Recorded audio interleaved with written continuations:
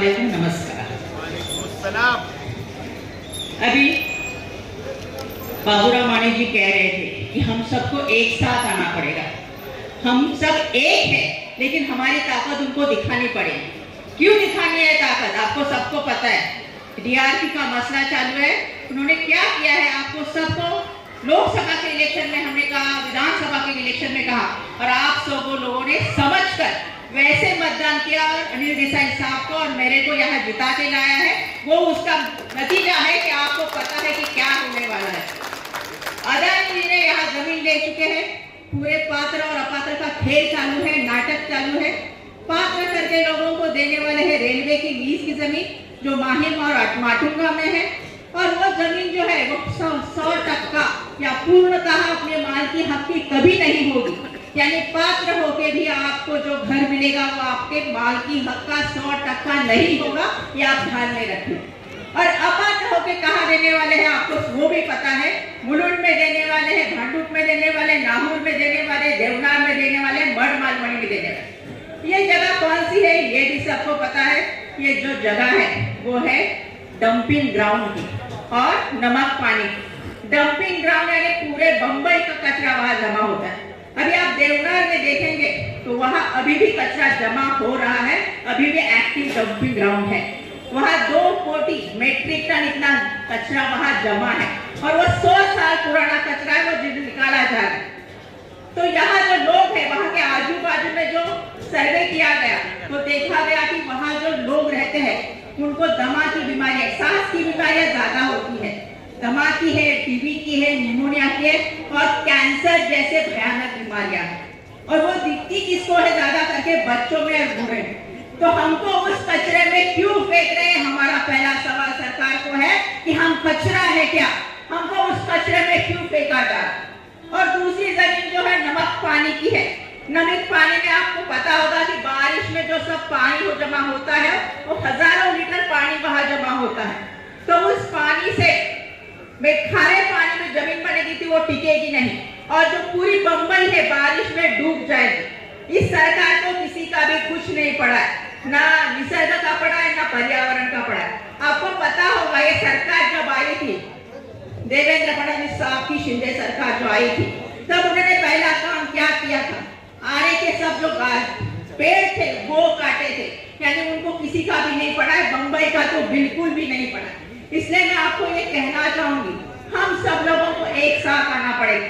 और ये जो जमीन है वो भी आपको पता होगी कि कैसे दी है, 10% या 25% रेडी रेगुलर से, यानी 1 लाख की जमीन 10,000 में मिलेगी।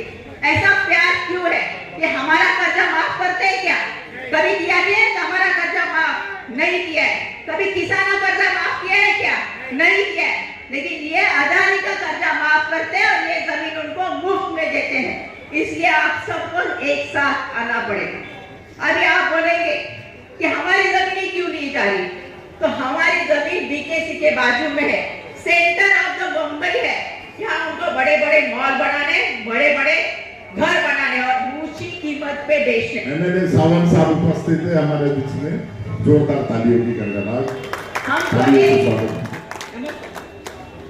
हमको एक ही सवाल है, आप पात्र अपात्र कर रहे हैं, तो आपने जब तक सर्वे नहीं हुआ है तब तक ये बाहर की 1200 से 1500 एकड़ जमीन क्यों ली? आपको पता ही नहीं कितने लोग अपात्र होने वाले। यानी आप समझ लो वो ज्यादा से ज्यादा लोगों को अपात्र कर बाहर भेजने आने वाले हैं, और ये सब नाटक उनको दिखाने के लिए कर रहे सर्वे का, बाकी कुछ नहीं है। अभी जब मैं घूम रही हूँ एरिया में तो मैंने देखा, मैं राजीव गांधी नगर में गई थी, एक बड़ी बस बन के आई थी भर के, पूरे उसमें सुरक्षा रक्षक के कपड़े पहने हुए लोग थे। लोग उनको देख के डर रहे थे कि क्या ये चल रहा है। और ये जो लोग हैं वो आके मैंने उनको यही सवाल पूछा कि हमारे लोगों को आप घर कहाँ दे? तो हम बोल रहे धारावी में घर दे रहे। धारावी ये आधा उत्तर है। फिर बाद में बोले, मैंने बोला धारावी में यानी कहाँ? तो बोले धारावी नोटिफाइड एरिया। तो आप लोगों को ये समझना चाहिए कि धारावी नोटिफाइड एरिया कौन सा है। रेलवे की लीज की जमीन भी नोटिफाइड है, मुलुंड का डंपिंग ग्राउंड भी नोटिफाइड है, और देवनार का डंपिंग ग्राउंड भी नोटिफाइड है। सब एरिया डंपिंग ग्राउंड के ये सब नोटिफाइड एरिया में आ रहे हैं। तो ये हमको गुमराह कर रहे हैं। एक दिन प्रेम नगर बाहरी सर्वे चालू था, उनको पूछा भाई आपने पूछा क्या इनको सवाल कि आपको घर कहाँ देने वाले? बोले नहीं पूछा। क्यों नहीं पूछा? नहीं वो तो बोले धारावी में दे रहे। धारावी इतनी बड़ी है तो हमको यही कहना है कि हमको धारावी में ही चाहिए, हमारा घर होगा, दुकान होगा, मकान होगा, उद्योग हो गए, ये हमको सबको धारावी में चाहिए, उसी सेक्टर में चाहिए, ये हमारा कहना है। न कि हमको एक कोने में ढकेल दिया जाए, न कि हमको डंपिंग ग्राउंड में भेजा जाए, हमको जिस सेक्टर में रह रहे हैं वहां ही रह देना चाहिए। लोगों का कहना है कि ये जो धारावी बचाव है या कांग्रेस पार्टी है जो कुछ है वो विकास नहीं चाहती है, ऐसा है क्या?